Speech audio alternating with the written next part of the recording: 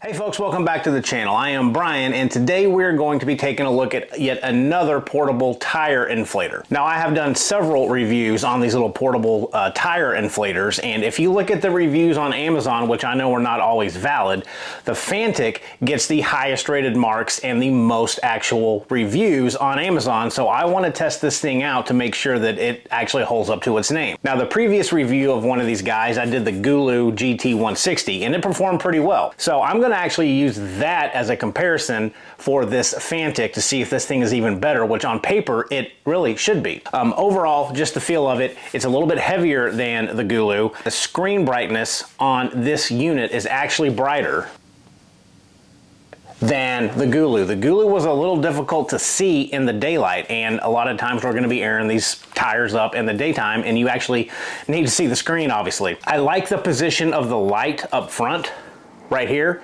because at night, the light is located right where the air pump's going to be connected and to your valve of your tire. So it's actually going to provide you the right light in the right place if you're out at night and have to air up your tire. And it does have an SOS mode built into it as well, but it's just a simple one button click here on this dial right there.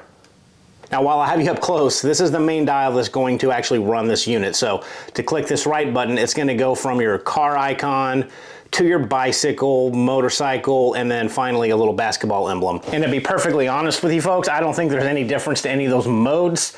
Just pick the PSI that you want and then air it up. Now, to pick your PSI, you're just gonna hit the plus and the minus up and down buttons, and that's gonna set this unit to air up your tire whatever you want it to. So you can see here, if I press up, it's going to increase that bottom number, which is the PSI, which is gonna be what you want your tire to be set at. And you can press down and basically just set it to wherever you want it to be aired up at. This top number that's displayed is going to be the actual PSI of your tire when you hook up the hose. So you can kind of get a good gauge of where your tire's at as soon as you plug this thing up. Now, this is rated to air up to 150 PSI. I don't see any need for 150 PSI. However, if you do, this is rated for that. Now, it does come with a few things. You're gonna get your needle inflator, and then you're also gonna get a little Presta valve adapter to go on the end of this hose. And these Presta valves are for those really skinny valves like on bicycle tires. And of course your rubber hose, and to attach this hose, you just screw it onto the top of the unit here, just like so. And then this end is going to screw onto the valve of your standard tire valve. Or if you have a Presta valve, you screw this adapter on to the end of it and use that. Or if you want to air up, say, a basketball or volleyball or whatever, take this needle valve and it just screws on to the end of this hose as well. So now you got your needle valve on the end of it. The only thing it doesn't come with, which I kind of miss, that my other air inflators have come with, is a little raft inflator is what I'm going to call it. So you can air up pool rafts or inner tubes or blow up mattresses. It didn't come with that adapter, and I kind of wish it did, but it doesn't. And then you can get your USB-A to USB-C charging device and a pretty decent little suede carrying bag. And the thing I like about this bag, I know it's silly, is that it's got a little built-in mini pocket on the inside with Velcro. And that's a little pocket to put all of these little knickknacks in, so they're not just all floating around in the same bag. I know it's something little, but it's a little detail that I do like. And a manual, yay. But what we're gonna do here is, and I'm gonna put a link to the Gulu GT160 up here somewhere, and compare it in terms of how long it takes to air up a tire from 20 PSI to 40 PSI. I'm gonna lower the PSI in one of my truck tires to 20 PSI, and then I'm gonna time it to see how long it takes this unit to air up to 40 PSI. It took my Gulu 9 minutes and 5 seconds. So we'll test that out. And then once that little test is done, to really put it through its paces, I'm going to try to air up one of my new RV tires I just picked up. This guy. And this is aired up right now to 80 PSI. So I'm gonna lower this down to around 60 PSI and see if this FANTTIK can actually put in 80 pounds worth of air into this tire. So let's just get straight into testing. Okay, so I've got this tire deflated to 20. It's kind of fluctuating, but I'm gonna say 20 PSI. I've got my stopwatch here, so we're gonna go ahead and start it and see how long it takes to air up this tire to 40 PSI. So I'm gonna get this bottom number set to 40 PSI, and we're gonna hit start.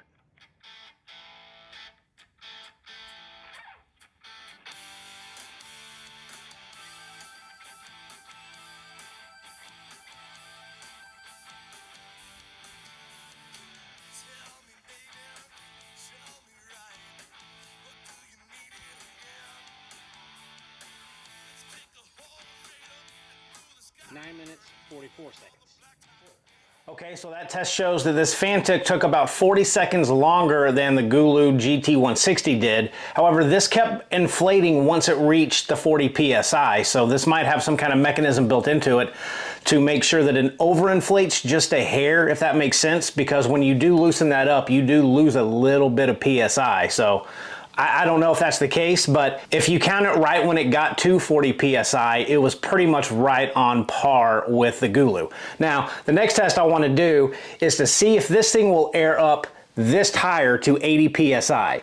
This tire right now is sitting at 70 PSI to kind of simulate a low inflated RV tire. I'll be honest, I don't think this will get this to 80 PSI, or if it does, it might take it 3 days. But I'll go ahead and hook this thing up and show you where the tire currently is at and see if we can get it to 80 PSI.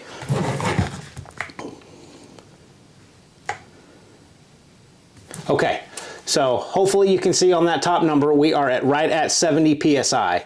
So I'm gonna bump this thing up to set it to 80, right there. And I'll go ahead and start a stopwatch, but again, I'm not expecting a whole lot because 80 PSI is a lot for these little guys. So try to get this all done at once, so start.